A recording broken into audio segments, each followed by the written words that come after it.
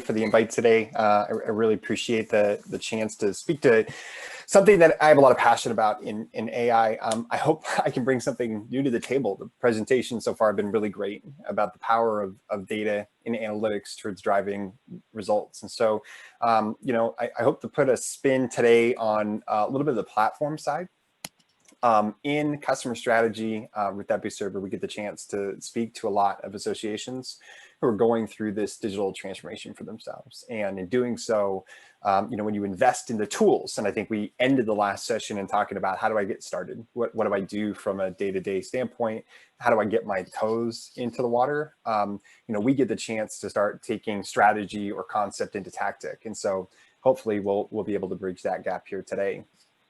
I think we'll start by doing what I think we've done pretty well today, which is establishing the challenge, which is that digital leaders say their biggest threat comes from the digital expectations of their customers. No longer is the association platform different from any other platform out there on the web. The concepts of personalization have come up. The benchmark has been set about what people want to see in their digital platforms. And so the customer results or expectations say that, we need to be different. We need to be unique. And so, as these digital leaders are investing in their platforms, they can't have other associations do it better. They can't have a better, personalization experience and so on. And so, we're investing in our platforms and, we're raising the bar. With that maturity of expectation comes the push towards, more and more personalization, and really feel like, we're seeing strong results on site as we become more and more personalized. Back in the 2000s, we were really going towards this one size fits all or basic personalization because that's what we could do. That's what we're able to do from a tech perspective. That's what we're able to drive, especially the size of our teams and what we're investing from a platform in general. As we moved on, we started to get into dynamic segmentation, the idea of utilizing site behavior to make the experience a little bit more personalized. And we started to then see that in omni-channel and go into our email campaigns and what we could do from an outreach. But, today we are really reaching this concept of one-to-one. And, we're going to talk a little bit about how we take advantage of AI and machine learning in order to drive towards that one-to-one personalization.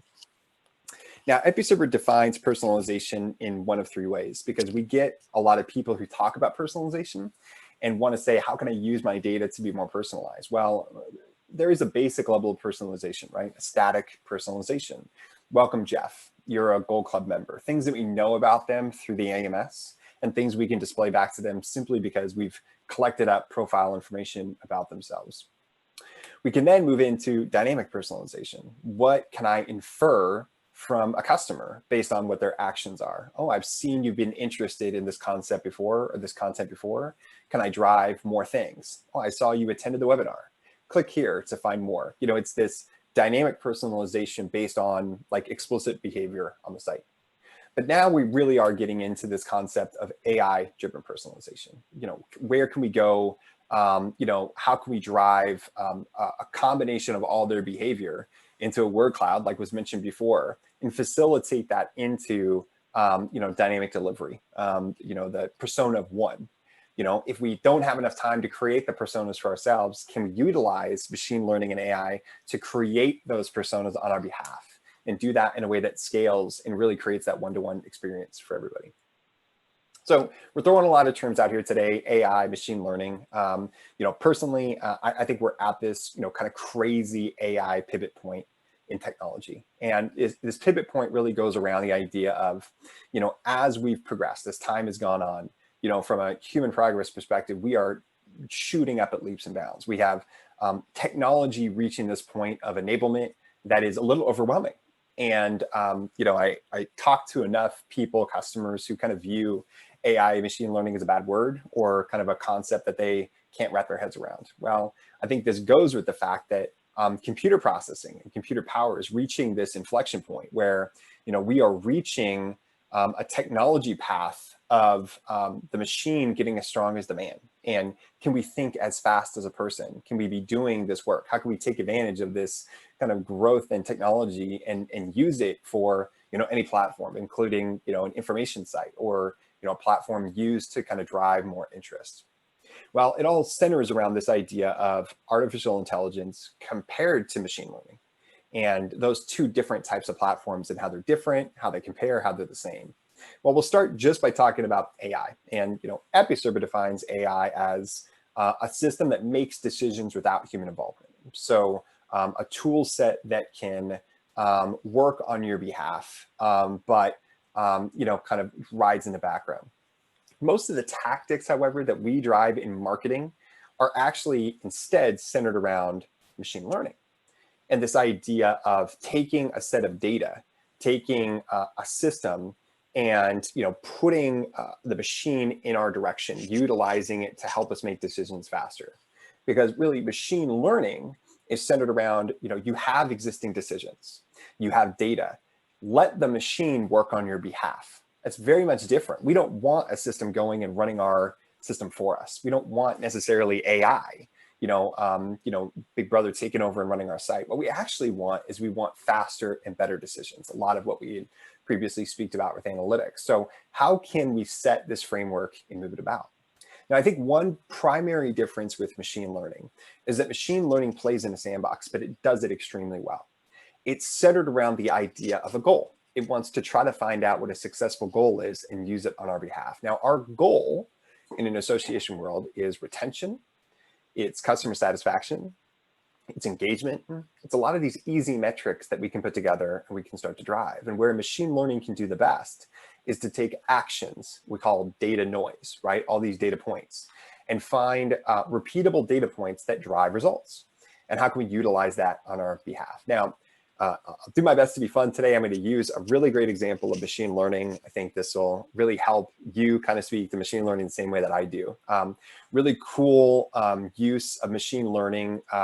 Group of developers got together a few years back and wanted to utilize machine learning on an old Atari game called Breakout. And what they found was that they could apply machine learning to a system and actually have it start to learn and play the game.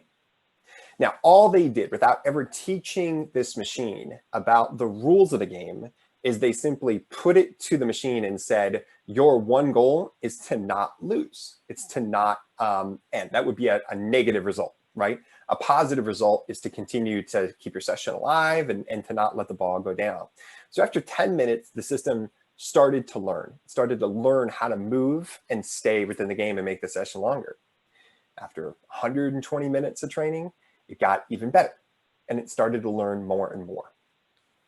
After 240 minutes of training, it started to master the game. And this idea became, oh my gosh, this machine, simply by learning how to succeed, became more and more successful. And utilizing these data points, even at something as simple as an arcade game, was able to dominate the game in a short way. Now, we are not arcade games, and we're not running arcade games, but what if we could take advantage of this system and use it for our advantage? And I'm obliged as a presenter to show you a mass slide of successful companies, as everybody does, but I think it's important to remind us that Apple, Amazon, Google, the big guys, they're all utilizing machine learning to try to find successful results and to try to reproduce those successful results. And when they talk about Amazon doing product recommendations, a bedrock of every page that you view on Amazon is suggested products for you. They've been using machine learning for a long time to try to find those successful, repeatable results. And that's what we should be doing. We should be trying to find, those things that we recognize. And these are the guys that have, built the foundation and set the expectation of our customer. Your site doesn't need to be Amazon, but it needs to think in some ways like it, and it needs to produce a repeatable result. That's why, even Amazon, licenses out their technology pretty often and lets other people use it, because, we don't need to reinvent the wheel. We just need to try to find a way to take advantage of it. And that's why, I hope, we start learning about these simple tools, these basic expectations or implementations that can really take advantage of our system. All right, so we are not Amazon, but more importantly, how does AI and machine learning help today's association? How do we build these platforms? What do we see? What are some of the case studies that we've seen out there about big associations taking advantage of the tools that we see? Well, I want to start by kind of seeing and pointing out something that I see all the time. Associations are constantly coming to me and telling me that they have too much content. There's too many choices. They're producing so much thought leadership. They're producing so much content on their site. And as a thought leader, the challenge is, how do I get the right content in front of the right person? What system do I build? Do I let somebody set their preferences? Do I try to tag content in a way that means something to me? We have such a large content library that the problem is that I can't get or utilize anything that gets the right content to the right person without making some guesses, without having to create these personas and do that. And that is a big challenge. And often, we'll get the feedback that, I can't maybe find the things that I want to. It takes me a while. Maybe I don't come back often because I just see the same content. Like, how do I continue to make the experience unique? And that falls into this idea of personalization, yes, but how do I, as I go larger, as I get better at creating content, how do I make sure I'm showing the right content to the right person? Then to go with that, of course, we always have the challenge of complexity beyond human ability. This chart that we see here, which is as my marketing team capacity scales and my time and effort scales as well, there's going to be decisions that I have to make to stay relevant. And there'll always be a decision gap between the effort that I have available and the time that I have to put in it. What sacrifices do I make? Does that mean if I'm not using AI, does that mean I have to do less personas? Does that mean I have to group people into larger groups? Does that mean I have to come up with a smaller baseline? And often we'll get, the feedback, and I'm sure many can attest, we're personalized, but we're not really personalized to the level that we want to be. And gosh, I wish I had 5 more people on the team so that I could look at the data more. I could take advantage of this. And such a great comment earlier, analytics without plans, analytics without, tactics, or just creative things on the wall. Many of the problems there is that plenty of people say, I have easier access to data than I can do something with it, right? I don't have enough people on my team. So how do I take those results and facilitate them quicker? I think this goes into the other key challenge, lack of data-driven answers. How do I take content and quickly utilize the data that I can in order to facilitate results? How can I, choose the right topics for the content that I'm going to create? How can I choose what I should write next? Can I give content that creates API and results? How can I make all these smart decisions? And most importantly, how can I take advantage of the data that we see and to be able to popularize? And it's pretty intimidating. So a few tips that I typically give, and what I want to do is try to help you guys walk away from today and taking a lot of the tools that we see and try to take the next steps. Well, from my take, personally, I think it starts with strategies compared to tactics. Every marketing team and every tool has a concept of what they want their site to look like. We want to produce this great experience. We want to put the right content in front of the right people. That is a strategy. The tactics, the tools that are out there, they are tools in order to create your strategy. I think it was even said on the last presentation, like when I'm as a tool salesman, right? As a software salesman, I don't sell strategies, I sell tactics. You need to have that strategy first. And so a big deal, even in the things that we've seen so far, is that we get a lot of customers that will approach the problem without really truly defining what the problem is. And so we need to spend time as a marketing team understanding what our goals are, what our needs are, before we buy tools that facilitate it in the right direction. So if you take one thing from this presentation away today, it is that you can't invest in tools unless you have an honest conversation about your company first. Can't name the number of customers that I've talked to that simply don't know what their KPIs on their site should be and are. What are we trying to drive? If it's retention, how do we measure retention? Is it number of page views? Is it lower bounce rate? Like, what is that thing? And then from those goals should then drive that strategy. Okay, well, we want more eyes on our content. So that means with that, if we're measuring number of page views, we need to find ways to get people to come back. We need to find people to stay on the site longer when they do, and so on. And then once we have those tactics built out, then the tools can fill in those gaps. They can fill in the need. You're never going to turn the machine on and find your strategy in there unless you're using the machine to verify what your previous hypothesis was. Now, what does that turn itself into? Then that turns into tactics. Then I can say, okay, if my retention needs to be higher, then I can use content recommendations to drive the right content to the right person. then I can find wayfinders throughout my site. Then I can identify key areas of the site that have high bounce rate. You should know the pages on your site that typically people bounce from the most. You should know the dead ends within your platform. Is it that people come to the homepage and then search in an article and then leave?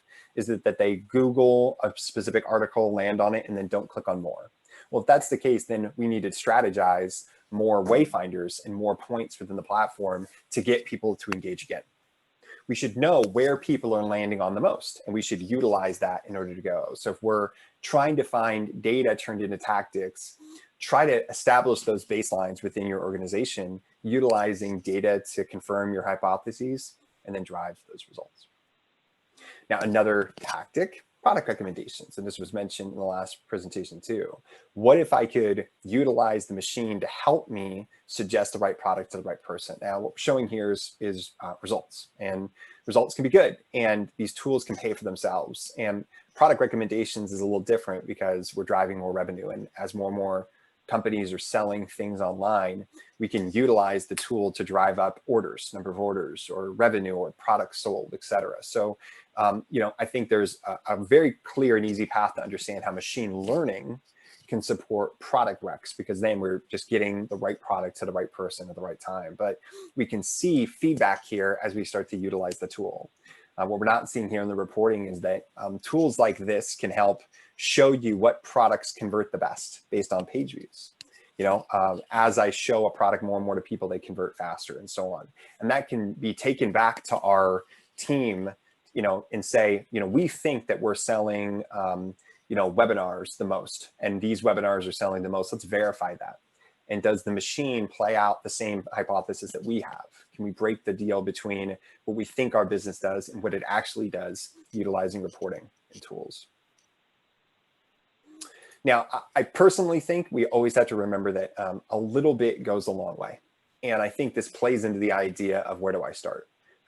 We don't need to boil the ocean. We don't need to come in with, a big sweeping change right off the bat. We can utilize simple tactics to drive big results. And I think that helps solidify to, the marketers on the phone, where do I get started? Try a portion of your site that can be improved. If it is email marketing, utilize AI tools in order to try to find, the best path with your email. If it's on site, maybe utilize machine learning in order to do content recommendations. But when you do, don't try to place it 15, 20 different places on the site. Try it one place, use it, refine it, understand if it worked, and then do it again. Plenty of people go in trying to, overrun their site with new tools and try to drive instant results without incrementally building up the results and seeing, let's monitor my homepage. Let's take a look at it. I had a customer recently, an association, who put content recommendations on their site. They put it in 15 different places, and they did it in each category, and they try to do it too nuanced without understanding the complexities of each type of, area of their site. It's too much data, and they were overwhelmed. And suddenly they started to think, oh, these tools take too much, manpower to do. We reminded them that maybe we should do, one section. We should A/B test it, and we should analyze it over time. And we should say, is this driving these incremental results? And more importantly, and kind of the last thing that I'll kind of leave everybody with, is this idea of goals. I just don't think, especially in driving customer results, what we're talking about today, customer results, that again, enough associations and customers that I talk to know what their true goals are of their website. Before we even get to the tool, we need to make sure that we understand what those goals are. Is it identify and reduce churn?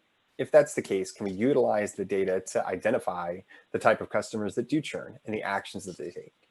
Is it identifying the type of key things that people do that suggest a renewal, and understanding how to reproduce those? And so if your goal is that, which it should be often, we need to try to break down then that path to understand, can the machine help me identify points or data points within that journey to help improve them?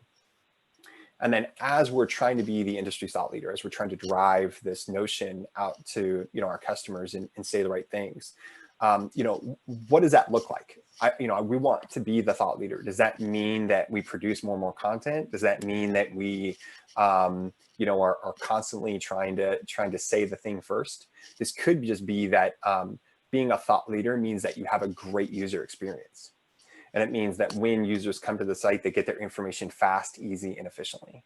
And so understand what that means and identify that for yourself and say, okay, as being the thought leader, we need to have a better or a lower bounce rate and longer sessions because we're getting the highest satisfaction rate for our customers. All right, so where do I get started? How do I jump into this, head first, feet first, toe first, whatever it is. I'll make my PSA for the day and just remind everybody like we have that you have to make sure that you always have permissions to do what you're doing. I wouldn't be a data platform without mentioning GDPR and how that affects. That doesn't directly affect associations as much because we're opting our users in and they subscribe to us. And so it's slightly different, but just respect a little bit about where GDPR came from and how that's out there. It is a driving expectation that companies have to be more exposed about how they use data. In providing information to our customers about using data, we've now pulled down the curtain. And so now people get the choice to opt in, opt out, and be aware of how their data is being used. We should give more and more permission to our customers to know how we are using their data and driving personalization. But ironically, a nice kind of byproduct of GDPR was that people now embraced more and more personalization on their site. As they opted in and chose to be part of the experience, we found pleasantly surprising results in that they are willing to be more engaged. And so if you're transparent with your customers and your users and your members about how their data is being used and then show them tangible results about how data can help, they will opt in and give you more. They will provide more information because they know it'll improve their experience. I know if I go on Amazon and I buy more products and I get more suggestions, I'm more and more willing to give more information about myself because it makes my life easier. So ironically, ask for that permission, but at the same time, prove to your users that they're getting results from it. I think I've pretty much hammered this home pretty well. Establish those key indicators for yourself. And it's okay to have a key indicator that doesn't play out, but you need to start with key indicators. And if you're not constantly monitoring them and checking them, then it'll go. Don't let your key indicators be too generic. You have to break those down. It can't be as much retention rate. It has to be retention rate by certain customer types. And it has to relate to a modular data point that can be checked and resolved and redone. And again, don't be afraid to have it wrong. Don't be afraid to get it wrong, but do the key work to find it out. If you think that your key indicator should be time spent on site, modify it, see if it's statistically significant, and then change it if you need to. But definitely make a point and take the work to try it out. And then, of course, gather your data. We're using tools that collect more and more data. And as that data gets bigger, then run that correlation and really try to find out if it matches. So the key here is figure out what your goals should be, make that a mark within your system, collect that data, and then do that analysis. And so in producing customer results, they all have to be measured, they all have to be monitored, checked, and refined. All right, well, in a short time here, and again, we appreciate the audience. What have we covered today? Well, I think personally that with that AI reflection point, as technology gets better and better, we're going to produce more and more tangible tools that can create your results. Tools don't create strategies. Have your strategy before you start using the tool. Don't boil the ocean. Start with easy wins. Get your foot in the door. And as you do, pick that success metric. Let the tool prove or disprove your own hypothesis, and then drive incremental results. You're not going to change things overnight, but by using tools correctly, you can easily see the pivot points and the wayfinders that affect your business the most. And that will give you the most power once you start knowing the smallest changes that make the biggest improvements in your business. So with that, I will put it back to the team. Are there any questions out there? Thanks, Jeff. We did have a couple of questions come in. Once we start collecting the appropriate data on web activity, how much data or how much time do we need before the recommendations start to work effectively? Good point. Part of it is about number of users, number of data points, and noise. It's not always a time sense necessarily.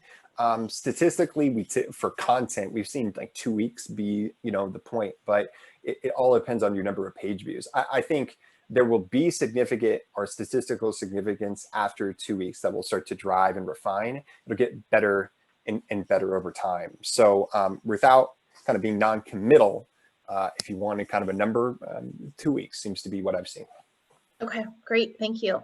Mhm. The second question that came in, how do these engines avoid the quote unquote self-fulfilling prophecy of the recommendations? For example, the more effective the initial recommendations are, the more often that specific recommendation will continue to be offered. You got it. So Episerver's tool specifically, I can't speak to many others, or I won't speak to many others. We have a time depreciation, so we have a decay, and it would say that we're not going to let one node or data point affect recommendations going forward. We're always going to look at recency. So as your time and seasons and effect change, the goals and success should change as well. So we always do a time depreciation. Yes, I think if you set a goal and typically things drive to that goal, that does sway the system. But I think then it motivates you to come up with more incremental goals. If the goal on your site is signing up for emails, there are so many other benchmarks that drive that along the way. And while that might be one benchmark, imagine that getting to signing up for an email also includes going to a particular section or looking at a webinar and doing other things. So to avoid that kind of hole that you can climb into with the same thing being suggested all the time, break your goals up into increments so that you're moving people along the funnel a little bit more efficiently. And that will let the machine modulate its recommendations, getting people to do point A before we know they get to point F and letting it go. And I know our systems at least do allow for that. Setting those kind of funnel goals and multiple goals that can drive to that successful result rather than just one that, you're right, might tell the same story over and over. Awesome, thanks, Jeff.